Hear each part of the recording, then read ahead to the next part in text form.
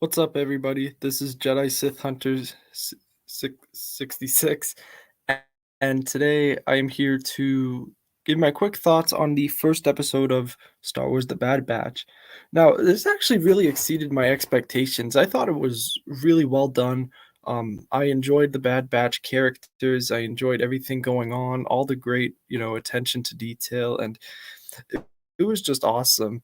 Now, let me say right off the bat why my expectations were kind of low.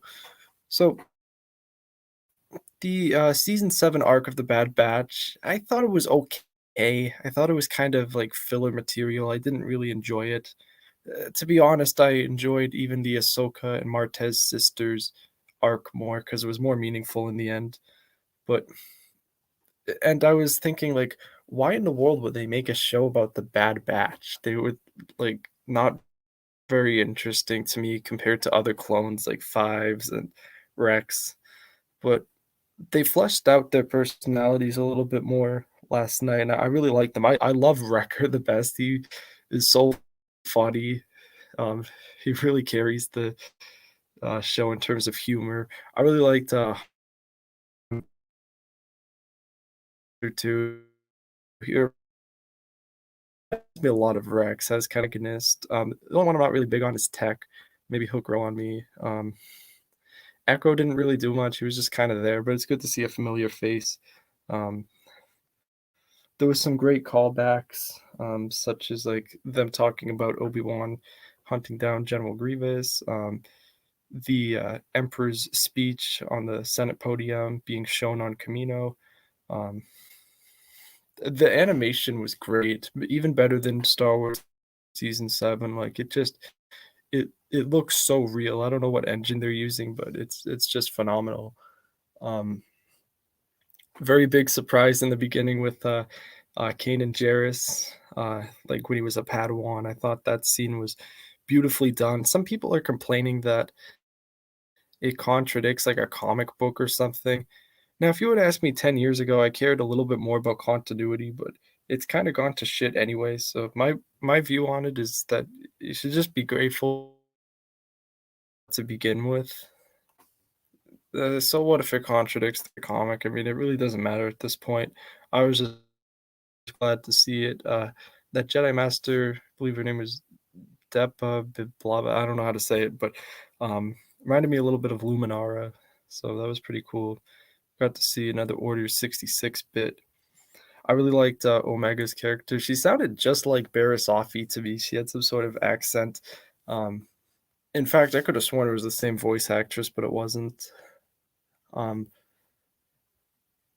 it was great to see Camino again.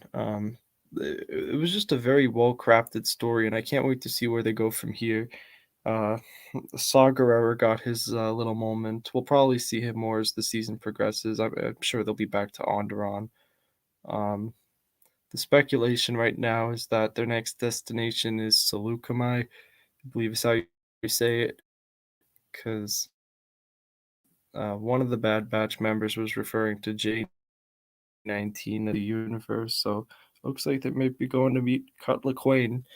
And The Deserter was one of my favorite episodes of the Clone Wars, so it'd be good to see what kind of role he has in it, or maybe it's Rex. Maybe it's Rex they're going to find. So either way, there's a world of possibilities here. I mean, there's going to be 16 episodes, and it seems like it's going to be centered around the Bad Batch mostly, which makes sense. So it's going to be a little more. Um, the stories aren't going to jump around as much as in the Clone Wars. I could be wrong, but I'm doubtful we get the Boba Fett versus Cad Bane scene. I really want to see that, but I don't think they're going to deter too much from the main story, and I don't see how that would fit into the arc. Ventress is dead, so no Dark Disciple. Um, the only hope is maybe they will create a Clone Wars season 8. There's a petition I actually signed today. It's like 2,000 more people that need to sign, and um, yeah, I really hope they finish those 40 something episodes of Clone Wars that we didn't get to see.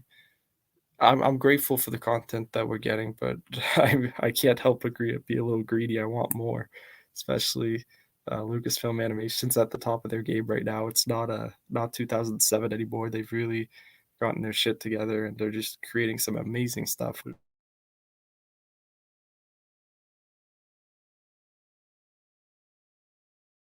Narration was amazing with, I'm glad Tom Kane was the narrator again. I know he had a stroke recently, so I'm really glad he was okay enough to record those lines and stuff. It was great to see Obi-Wan and Anakin on the invisible hands, those flashbacks, and of course, the one frame they show of General Grievous is when he's escaping in an escape pod. There was a lot of good, like, uh, satire and humor in there, like, when one of the battle droids said, "I guess I'm in charge now." We saw that, like, all the way back in season 1 of the Clone Wars. It's great to hear some battle droids again. They've always made me laugh, and, um some people are saying it was a little too kid friendly, like with the battle droids again, and now Omega and even Wrecker. But you know, I don't expect it to be as dark as the Clone Wars, but that's okay. Star Wars doesn't always have to be dark. I mean, look at A New Hope, one of the greatest films in the franchise. It wasn't necessarily dark, but it told a great story. It was an inspiring story, and I think that's kind of what they're going for again. Is like some in his Rebels, which I'm cool with. They're really doing better with the Bad Batch than they did in that season 7 arc, which was pretty lame for the most part.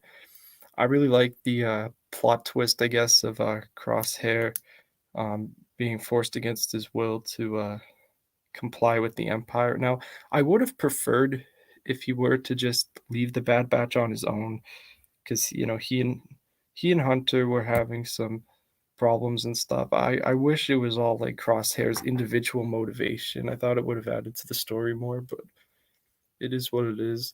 It was cool to see Tarkin. He was ruthless as ever. My only complaint about that is he looked like he aged way too much, and like his, his animation didn't look right. Like his legs were way too big or something. But overall, really no complaints. I thought it was very enjoyable. It was 70 minutes, but it went by very fast, very action packed and exciting. Um, a Darth Vader appearance is inevitable. I'm sure we'll get uh, some things that fans are really waiting for, like Ahsoka. And I see some people are like saying like, "Oh no, we don't want any more fan service." About fan service as long as it has a logical tie into the story. Like if they can find a logical way to incorporate Ahsoka into the show, by all means do it.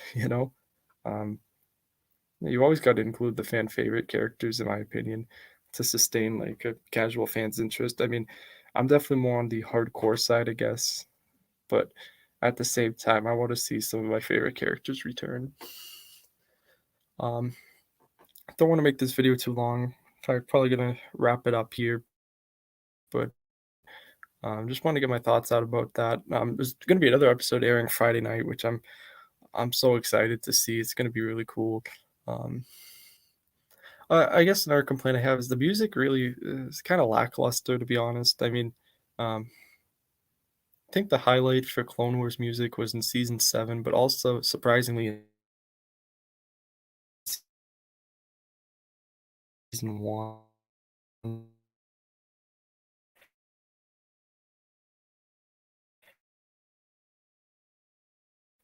It's just not at the forefront enough. It's kind of in the background to bless him, basically talking to himself for an hour. It's so impressive, and like you can such like distinct personalities. It's um um I wonder how Fennec Shard, I believe that's her name, from The Mandalorian will tie into all of this. Guess we'll have to wait and see. Um, yeah, I'm I'm really looking forward to what's in store for this show. Um, I found it interesting too because uh, Crosshair sounds a lot like Bosk to me. D. Bradley Baker was also the voice of Bosk, so I just thought that was interesting too. Um,